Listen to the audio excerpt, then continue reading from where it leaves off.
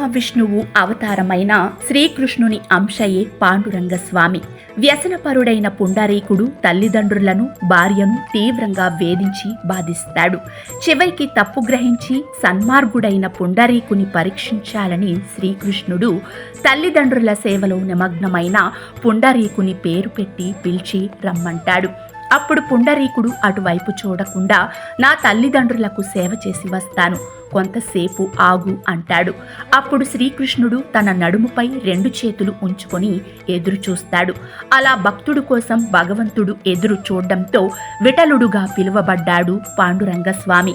అట్లే నిరుపేద బెస్తవాడు ఒకడు భక్తితో పాండురంగనికి 2 చేపలు సమర్పించగా వాటిని స్వీకరించి ఆ 2 చేపలను చెవి కమ్ములుగా ధరిస్తాడు. దీంతో దేవునికి ప్రేమతో ఏది సమర్పించినా తీసుకొని మనల్ని కటాక్షిస్తాడని తెలియజేస్తాడు ఆ పాండురంగడు.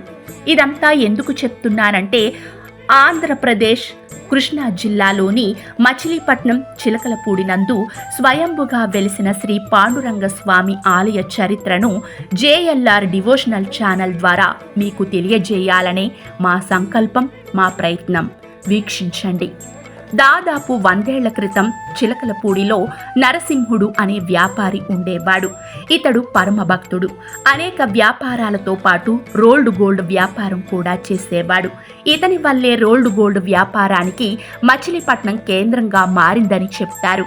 ఈయన తరచూ ఉత్తరాదిన మహారాష్ట్ర చంద్రభాగా నది పండరీపురంలో ఉన్న శ్రీ పాండురంగ స్వామి ఆలయానికి వెళ్లేవారు.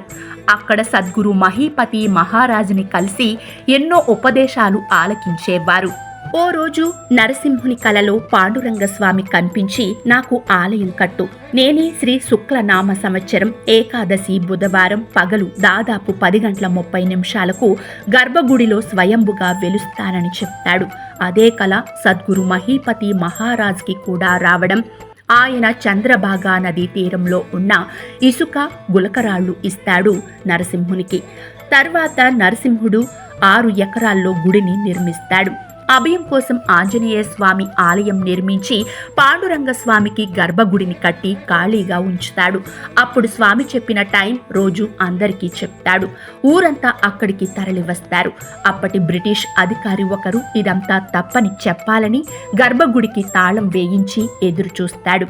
అది 1929వ సంవత్సరం నవంబర్ నెల బుధవారం 10:30 కావడంతో అందరూ ఆశ్చర్యంతో భక్తిభావంతో వీక్షిస్తారు. అప్పుడు నిజంగా ఓ వెలుగు, గంటల శబ్దం రాగా కొద్దిసేపు తర్వాత గర్భగుడిని తెరవగా అక్కడ 3 అడుగుల పాండురంగ స్వామి విగ్రహం నడుమున చేతులు పెట్టుకుని చెవులకు చేప ఆకారం చెవి కమ్మలతో దేదీప్యమానంగా వెలిగిపోతున్న స్వామి కనిపిస్తాడు. అలా చెప్పిన విధంగా స్వామి స్వయంభుగా అందరి ముందు వెలిశాడు.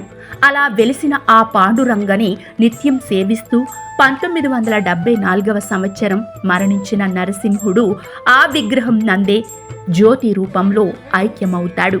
అందునే ఆ భక్త నరసింహుని విగ్రహ రూపంలో ఆలయ ప్రాంగణంలోనే నిలిపారు భక్తులు. ఇప్పటికీ నరసింహుని వారసులే ఈ ఆలయ పూజ ఇత్యాది కార్యక్రమాలు చేస్తారు. 6 ఎకరాల ఆలయ ప్రాంగణం అంతా 108 ఉప ఆలయాలతో విశాలమైన ప్రదేశంతో భక్తులకు కన్నుల పండుగగా ఉంటుంది. అభయ ఆంజనేయ స్వామి, సహస్రలింగ కైలాస క్షేత్రం, రాధ, రుక్మిణి, సత్యభామ, అష్టలక్ష్మి, షిరిడి సాయినాథుని ఆలయం, ఇలా ఎన్నో దేవతామూర్తులు కొలువై ఉన్నారు.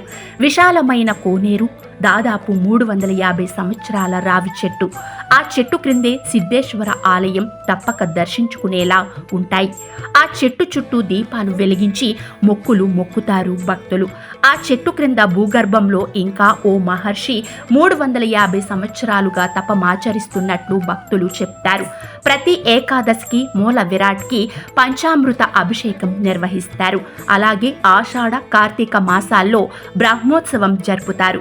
మంగినపూడి బీచ్ ఒడ్డున ఉండడంతో భక్తులు కార్తీక మాసం నాడు సముద్ర స్నానాలు చేసి పాండురంగని దర్శించుకొని వెళితేనే పుణ్యఫలం దక్కినట్లు భావిస్తారు. ప్రతి నిత్యం భక్తులు స్వామివారికి ఇష్టమైన పటిక బెల్లంను నైవేద్యంగా పెడతారు. కార్తీక మాసంలో తెలంగాణ, కర్ణాటక, గోవా ఇలా చుట్టుపక్కల రాష్ట్రాల నుంచి జనం విపరీతంగా వచ్చి స్వామిని దర్శించుకుంటారు. ఆ పాండురంగ స్వామిని దర్శించుకునే వేళలు ఉదయం 6 గంటల నుంచి మధ్యాహ్నం 12 గంటల వరకు, తిరిగి సాయంత్రం 4 గంటల నుంచి రాత్రి 8 గంటల వరకు.